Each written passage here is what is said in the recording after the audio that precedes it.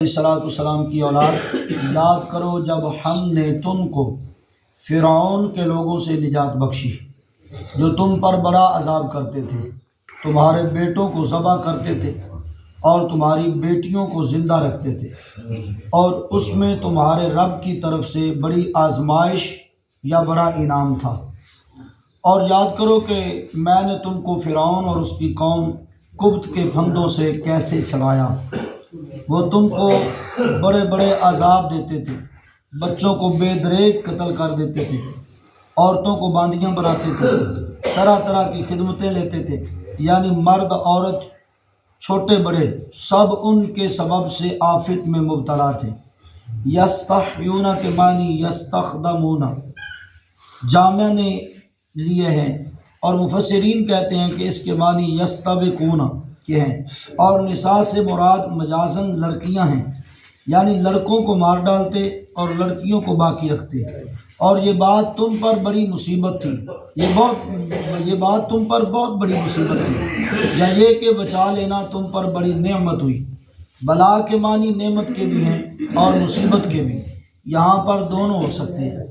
اس آیہ مبارکہ میں اللہ تعالیٰ نے جناب حضرت موسیٰ علیہ السلام اور فرعون کا ذکر کیا ہے۔ ابھی حضرت موسیٰ علیہ السلام دنیا میں تشریف نہیں لائے، فرعون کو کچھ خواب آیا، خواب کے ذریعے اس کو معلوم ہوا کہ کچھ میری حکومت کو خطرہ ہے، یہ جو میں خدا بنا بیٹھا ہوں اس میری خدائی دعوے کو کچھ خطرہ ہے۔ بات طویل ہو جائے گی، میں بالکل مختصر کر رہا ہوں۔ تو اس کے لیے فرعون نے حکم دیا کہ آج کے بعد جس گھر میں بھی لڑکا پیدا ہو اس کو قتل کر دیا جائے۔ یہ فرعون کے درباری کچھ نجومی تھے، کچھ کاہن تھے، جنہوں نے اس خواب کی تعبیر بتائی، اس کی وجہ سے انہوں نے بچے قتل کروانے شروع کر دیے۔ بچے قتل ہوتے رہے اور حکم دیا کہ جب کسی کے گھر بیٹی ہو تو اس کو نہیں مارنا، جس گھر میں بھی بیٹا اس کو قتل کر دینا، اور کئی ہزار بچے قتل ہوئے۔ اسی ماحول میں اللہ تعالیٰ نے جناب حضرت موسیٰ علیہ السلام کو دنیا میں بھیجا۔ حضرت موسیٰ علیہ السلام کی والدہ نے فرعون کے ظلم و ستم کو دیکھا، دیکھنے کے بعد آپ نے ایک صندوق بنوایا، اس صندوق میں حضرت موسیٰ علیہ السلام کو رکھ کر اس صندوق کو دریا کے سپرد کر دیا، اور سوچا یہ کہ میرے مالک یہ بچہ میرا ہے، بندہ تیرا ہے، اب اس کی حفاظت تو نے خود کرنی ہے۔ تو ہوا کیا، ساتھ ساتھ حضرت موسیٰ علیہ السلام کی بہن بھی چلتی رہی۔ یہ صندوق چلتا چلتا جس جگہ پہ فرعون کا محل تھا، فرعون کے محل کی طرف یہ صندوق جا رہا ہے۔ فرعون اور فرعون کی بیوی آسیہ، یہ دونوں اس وقت دریا کے کنارے پہ سیر کر رہے ہیں۔ حضرت آسیہ کی نظر پڑی حضرت موسیٰ پہ، اس صندوق پہ۔ جب اس کو نظر صندوق پہ پڑی تو اس نے خادم کو کہا کہ بھی اس صندوق کو پکڑو اور نکالو۔ صندوق باہر نکالا، جب صندوق کھولا تو دیکھا ایک بہت ہی خوبصورت بچہ، اور حضرت موسیٰ علیہ السلام اپنا یہ دایاں ہاتھ، اس کا انگوٹھا جو ہے اپنے منہ میں ڈال کر چوس رہے۔ جب آسیہ نے یہ بچہ دیکھا، آسیہ کے پاس اولاد نہیں تھی، فرعون بے اولاد تھا، حضرت آسیہ کے پاس اولاد نہیں تھی۔ حضرت آسیہ نے، چونکہ فرعون مردود ہے اور آسیہ جو ہے حضرت موسیٰ کے ماننے والی تھی، اس لیے میں حضرت آسیہ بول رہا ہوں۔ حضرت آسیہ نے فرمایا کہ اپنے خامن کو فرعون نے کہا اس کو قتل کر دو۔ اس نے کہا ہمارے پاس بچہ تو ہے نہیں، یہ ہمارے لیے بچہ آیا ہے، کیوں نہ ہم اس کی پرورش کریں۔ خیر فرعون مان گیا۔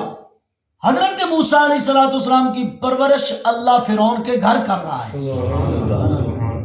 اب فانوس بن کے جس کی حفاظت ہوا کرے وہ شمع کیا بجھے جسے روشن خدا کرے۔ اب حضرت موسیٰ علیہ السلام کی پرورش اسی فرعون کے گھر ہو رہی ہے۔ جب حضرت موسیٰ علیہ السلام آپ جوان ہوئے، لڑکپن کی عمر میں آئے، پھر اللہ تعالیٰ کے حکم سے حضرت موسیٰ علیہ السلام نے اعلان نبوت بھی فرمایا۔ پھر فرعون کو خطرہ ہوا، حضرت موسیٰ علیہ السلام طور پہ اللہ کے ساتھ ہم کلام بھی ہونے لگے۔ پھر فرعون نے ظلم و ستم کرنا شروع کر دیا، جب پھر شروع کر دیا تو اللہ تعالیٰ نے حضرت موسیٰ علیہ السلام کو حکم فرمایا جو آپ کو ماننے والے ہیں اس کو لیں اور یہاں سے نکل جائیں۔ حضرت موسیٰ علیہ السلام رات کے اندھیرے میں اپنے ماننے والوں کو لے کر فرعون کے ظلم و ستم کی وجہ سے اس شہر کو چھوڑ کر نکلے۔ جب نکل گئے اب آگے کیا ہوا ہے؟ آگے دریا آ گیا ہے۔ جب پانی دریا سامنے آ گیا تو آگے کیا ہوا ہے؟ آؤ آگے پڑھتے ہیں۔ وَإِذْ فَرَقْنَا بِكُمُ الْبَحْرَ فَأَنْجَيْنَاكُمْ وَأَغْرَقْنَا آلَ فِرْعَوْنَ وَأَنْتُمْ تَنظُرُونَ، اور جب ہم نے تمہارے لیے دریا پھاڑ دیا یعنی اس میں راستے بنا دیے تو تمہیں بچا لیا اور فرعون اور اس کے لوگوں کو تمہاری آنکھوں کے سامنے ڈبو دیا۔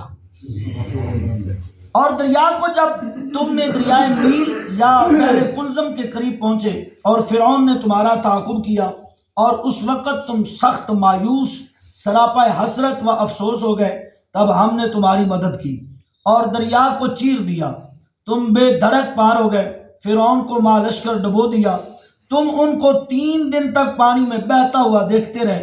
اس زمانے میں دریائے نیل بحر قلزم کے ساتھ بہتا تھا۔ جب آپ دریائے نیل کے کنارے پہ پہنچے، پیچھے فرعون کی فوج ہے، آگے پانی ہے، آگے دریائے نیل ہے۔ حضرت موسیٰ علیہ السلام اور آپ کے ماننے والے جب پیچھے فرعون کی فوج دیکھتے ہیں تو پریشان ہو جاتے ہیں، آگے دریائے نیل دیکھتے ہیں تو پریشان ہو جاتے ہیں۔ اب ہوتا کیا ہے؟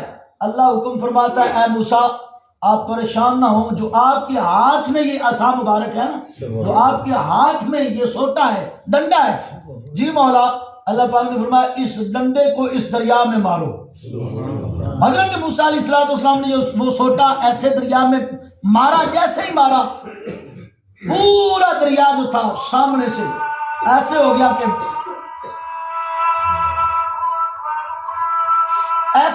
کہ دریا کا پانی جب سوٹا لگتا ہے، عصا مبارک پانی میں لگتا ہے، ادھر والا پانی ادھر ٹھہر جاتا ہے، ادھر والے پانی ادھر ٹھہر جاتا ہے، پانی کی اللہ تعالیٰ دیوار بنا دیتا ہے، ادھر بھی دیوار ہے ادھر بھی دیوار ہے، درمیان میں خشکی راستہ نظر آتا ہے، بالکل خشک راستہ نظر آتا ہے۔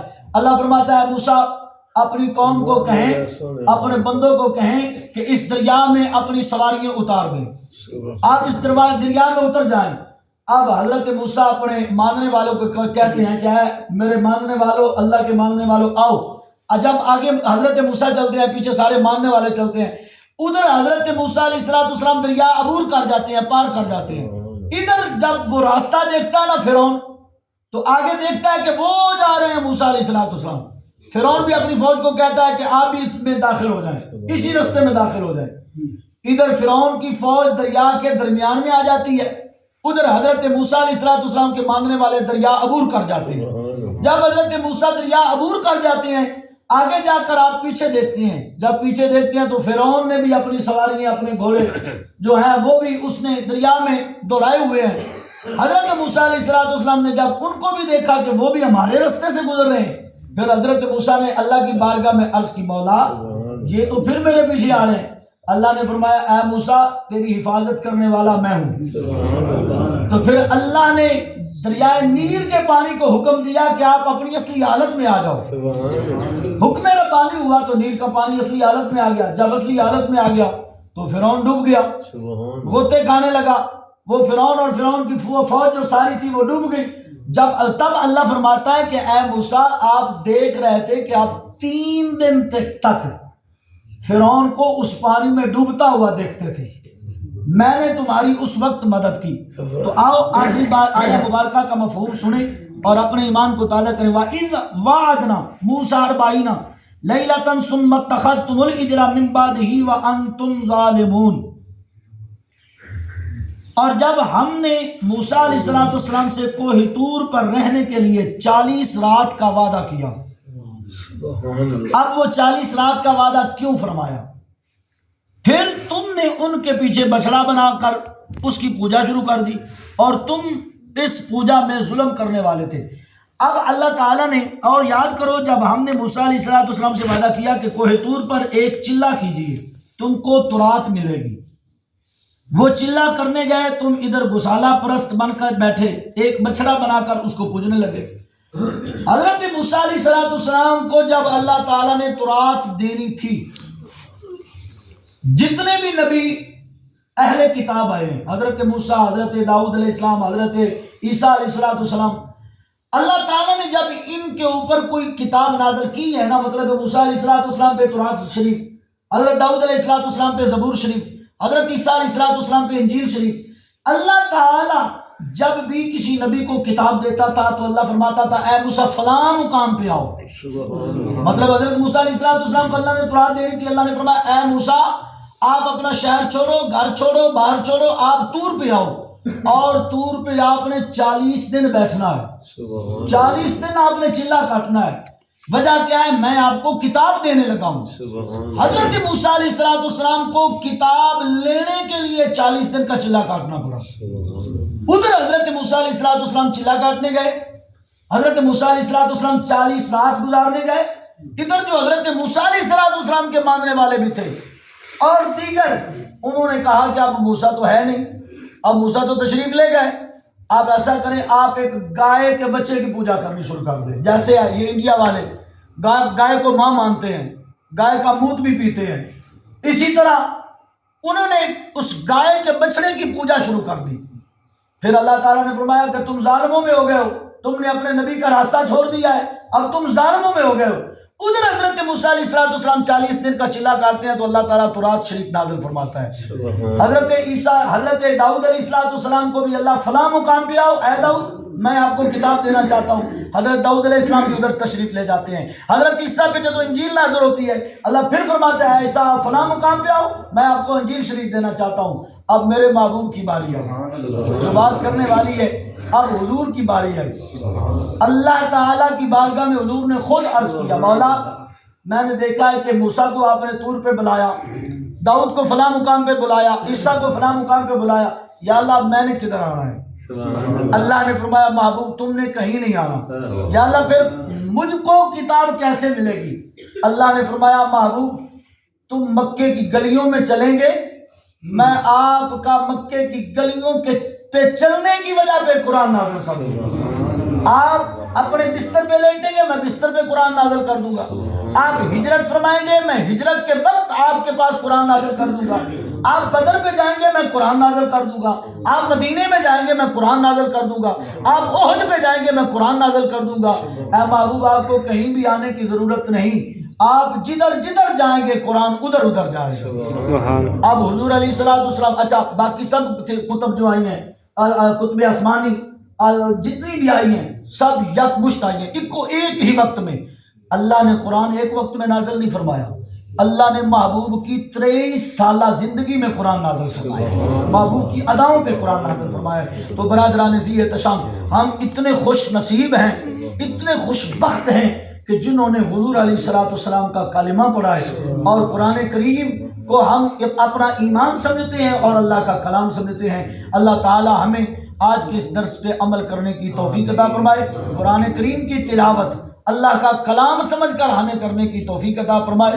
چونکہ قرآن اللہ کی مخلوق نہیں، قرآن اللہ کا کلام ہے، تو ہم اللہ کے کلام کو اپنے اوپر لازم قرار دیتے ہیں اور فرض قرار دیتے ہیں. اللہ تعالی ہمیں قرآن کریم کی تلاوت اور ماہ رمضان المبارک کے باقی جو ایام رہ گئے ہیں اللہ ان کے روزے رکھنے کی، ادب و احترام کرنے کی، پنجگانہ نماز پڑھنے کی توفیق عطا فرمائے. وما توفیق اللہ باللہ.